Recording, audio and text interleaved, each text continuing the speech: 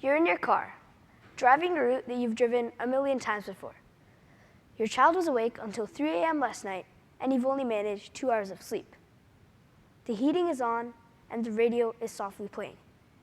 Your eyes start to slowly shut. Your eyes flash open. That wasn't a big deal, you tell yourself. People must feel like this all the time behind the wheel. Well, one of those two statements is correct. People do feel like this all the time behind the wheel, but drowsy driving is most certainly a big deal. Let me ask you a question. What do you think is more dangerous, drinking or driving, or drowsy driving? Well, what if I told you that drowsy driving posed even greater risk for your personal safety than drinking and driving did? In fact, not sleeping for 18 hours and driving gives you the same reaction time as a drunk driver. You could also think about it this way. When you are drunk and behind the wheel, you have an impaired reaction time. Now, imagine having no reaction time at all. That's exactly the case when you're asleep and behind the wheel. 1 in 25 adults reportedly fell asleep behind the wheel in the last 30 days alone. In fact, an estimated 20% of all car crashes involve a drowsy driver. 6,000 people die every year from drowsy driving accidents. But that's not the worst part. Due to the lack of awareness for this issue, we are losing lives every day. It doesn't have to be that way. Among those who aim to help with this issue, several important questions need to be addressed. First of all, what are the latest statistics for drowsy driving? And second of all, how does one overcome being drowsy while behind the wheel? These questions are important for researchers, people, and governments across the globe. If we can potentially find the answers to this problem, hopefully stop losing lives to drowsy driving.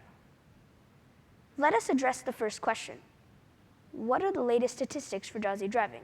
Well, research shows that most drowsy driving accidents occur between the hours of 12 a.m. and 6 a.m., when the human body is most used to being in deep sleep. Research also shows when most people think about these accidents, they often think about when in the year they occur as well. Well, the Traffic Safety Organization of Utah conducted a study to find out when drowsy driving accidents occur throughout the year. They found out that drowsy driving accidents mainly occur in the summer months. In fact, their research showed a 50% increase in death in the summer months versus any other month in the year. You might be expecting a more complex reasoning to why this is, but it's simply because we're awake longer in the summer. There are parties, kids are home from school, and the weather is just generally better.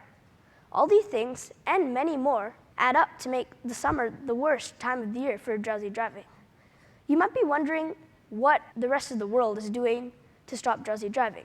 Well, I can tell you what USA is doing, and it's the action that most people are looking up to. The United States have established laws against drowsy driving, dating all the way back to 1997, when the Maggie's Law was established in the state of New Jersey. The Maggie's Law was established in honor of a 20-year-old woman who was struck and killed in a car crash involving a drowsy driver. This case went to trial, and defense won because they stated that there was really no way that their client could get arrested because there's no law against drowsy driving.